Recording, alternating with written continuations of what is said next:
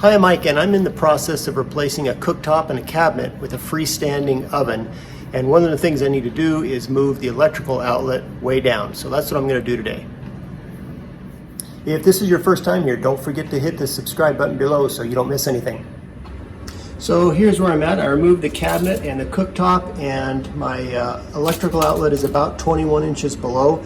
That's going to interfere with the back of the new oven. I made a mark here at 8.5 inches from the floor. My outlet cannot exceed 8.5 inches, so I'm going to put it down here, and I marked my left hand border and my top, so I'm going to get started. Alright, I've got my tester in, power is out, I just turned off the breaker, and I'm going to cut a hole right here after I hold up my remodeling box as an outline. Alright, so this isn't perfect, but I hold the remodeling box facing the wall, and you can see I've got my line there, mark a line there, one there, and one underneath, and you can see it roughly gives me the dimensions. And once I put this in, I'll have to open it up a little bit more, but once I put it in, I'll start screwing these in. These little tabs lift up and will draw against the back of the drywall and hold the box in place. And then you can see in here you've got these little plastic clamps. The cable goes in there and holds it in place, and it's a nice little quick job. Now, you never really know what's behind the wall, so I advise to cut shallow. All right, so I've cut my little hole out here, and I may pop back there.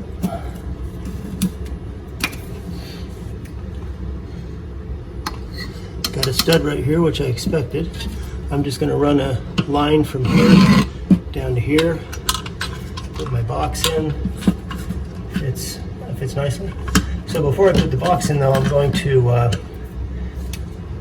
extend a line out. For that, I need to move the outlet up above.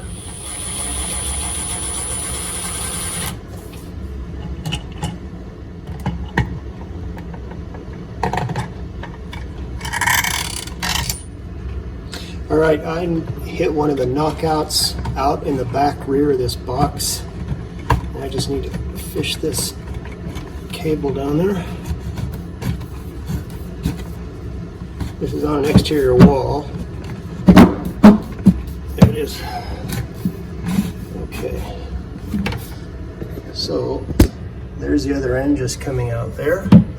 I need to strip the ends off of here and cut it to the right length. All right, I got the old outlet out. I got the wires off of it. I got the new cable run. I'm going to strip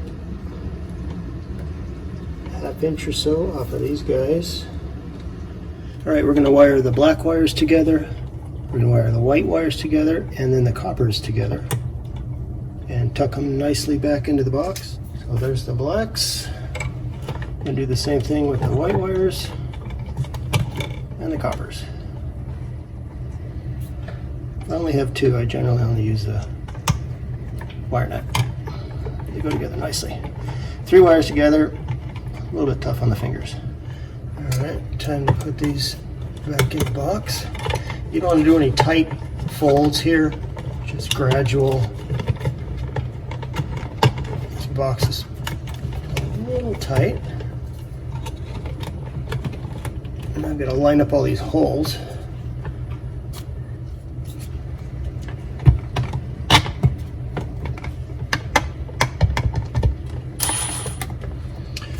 Okay, that's one. So with this box, I'm going to have this cable enter this box through the top right, because that's where it is. I'm just going to kind of goose that open a little bit.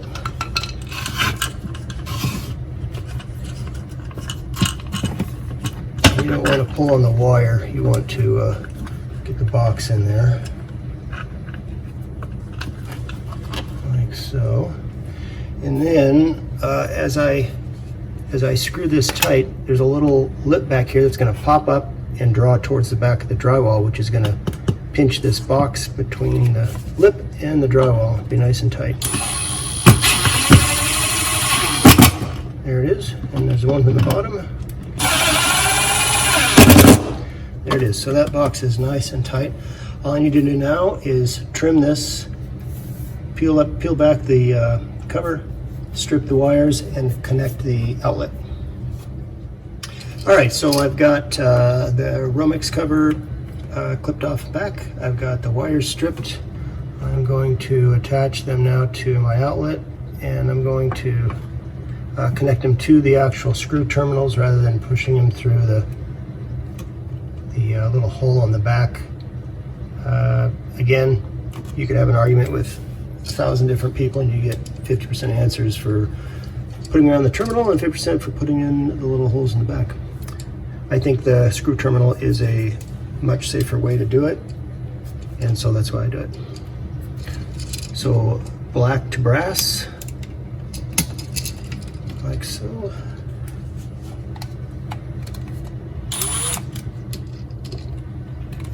Do the same thing with the white wire, and you want to go clockwise around these terminals. Otherwise they could come loose as you're tightening them. Nice and tight, and one last one on the ground.